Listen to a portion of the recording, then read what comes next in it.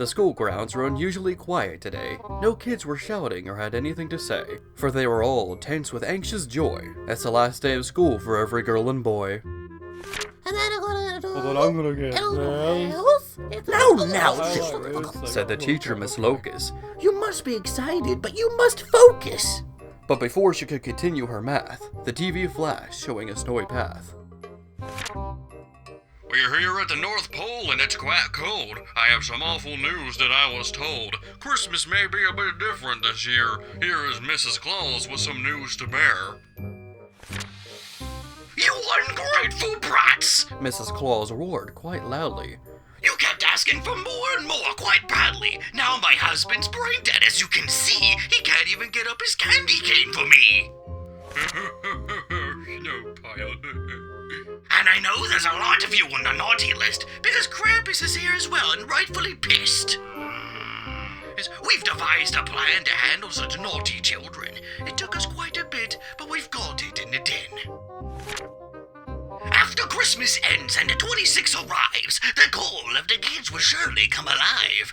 That is all I will say. The rest is a surprise, a warning for all the bad kids, and when they will rise.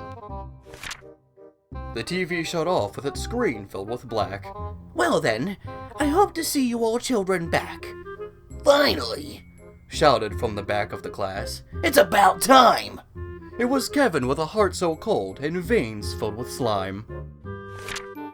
Kevin was simply the worst of the worst, a brat with no respect who constantly cursed. How bad is Kevin? This is his 5th school. The 4th gave up when he put stuff in the pool. As the news took up the rest of that said class, Kevin pushed those on his path like a jackass. Now listen here, Kevin, Miss Locust said. You must straighten up or you'll lose your head. What's the worst that old Broad's gonna do? When my parents will let me be too blue, I'm getting a Sony Soft Flip this year, the greatest console that'll make me cheer. As Kevin left with a smirk on his face, those at the North Pole had picked up their pace. The elves were preparing for the big night. Not for the kids' joy, but to bring them fright. Things will surely change after this season. I'll treat those kids like they did treason. Mrs. Claus! An anxious loud elf said. What should we do with the prototype's head?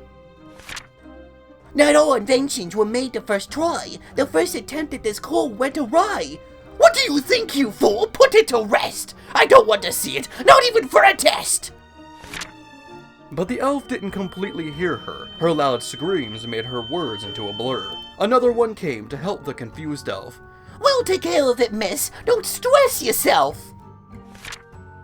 I don't know why she wants this with the rest. For the naughtiest kid, it will be a test. The elves tossed the prototype in the pile, not realizing what will soon transpire. What do you mean there's no Christmas this year? Kevin roared as his boiling point was near. I'm sorry, dear, but we have no money. We moved a lot this year, so no cash, honey. But what about Santa? Can he help us? You saw the news? Santa's brain can't adjust. And who knows what that poor Mrs. Claus will do. Please understand, son, and don't be so blue. Shut up, old man! Kevin shouted. This sucks! He stormed off as the season's not fun lacking bucks. Then Christmas came filled with even more rage. Cole, come on! This isn't the Stone Age! Kevin went back to his room with a yelp. Don't worry, darling. I know how to help. I can cheer him up with burgers tonight. It'll be nice once we give him a good bite. However, Kevin's good bite never came, despite the fact his father lit the flame. All he really heard was quite a loud bang. It's now the 26th, his small phone rang. Please run! His mother howled. There's something here! Kevin hadn't had this feeling of fear, so he left his room to investigate, though all he really did was seal his fate. Down the hall he heard a crash and a boom, his heart filled with dread with a hint of doom. But wait, now the halls are filled with silence. He needs a weapon like a demi-lance. Kevin was hoping they'd still be in bed. though all the boy found was his father's head. Kevin was a boy who brought fear to a kid. This was a feeling he wanted to forbid. He heard a crunch followed by a loud snap. Now he saw Mom's head missing its cap. The culprit was holding it in its claws. They were quite large, unlike a kitten's paws. Naughty, naughty little boy! The thing growled. You're rotten to the core, kid! It then howled. You didn't get what you wanted this year? What you deserve is a season of fear! Now come here, kid, so I can fix you straight! He ran down the hall to reach the front gate. Kevin saw Father's grill still on fire. The monster brought in Dad's head to admire. Isn't popping heads off a kid so fun? There was no way out, so he got Dad's gun.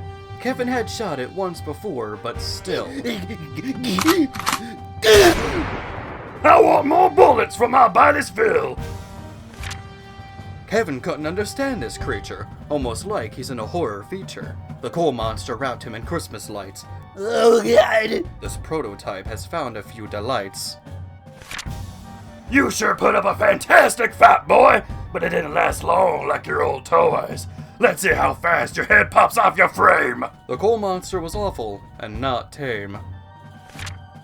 Kevin thought of all the awful things he's done, gumming hair to harming with his toy gun. His heart would have grown 3 sizes that day, but he just didn't have the air to pay. Kevin's body laid still on the floor, something the monster hadn't seen before, but the prototype couldn't understand. The knowledge of death wasn't in demand. The coal monsters were meant to scare kids straight. If they harmed, then it wouldn't be too great. Claus would be arrested for murder after. Screams of anger would replace her laughter. Naughty! But the coal monster didn't know. No naps for you! On the list you're too low!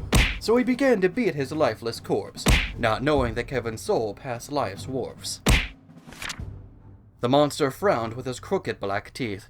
He didn't get death or what is beneath. The monster crashed through the sliding glass doors, speeding past all the sleeping bears and boars. The coal monster shouted, Mother! Mother! He was being a really loud bother. I'm sorry! I apologize! Please! Please! I don't know what's happening! It's no ease! The once terrifying coal monster screamed, for he was incomplete and unredeemed. He ran to find the answers for his brain. The coal monster was never seen again.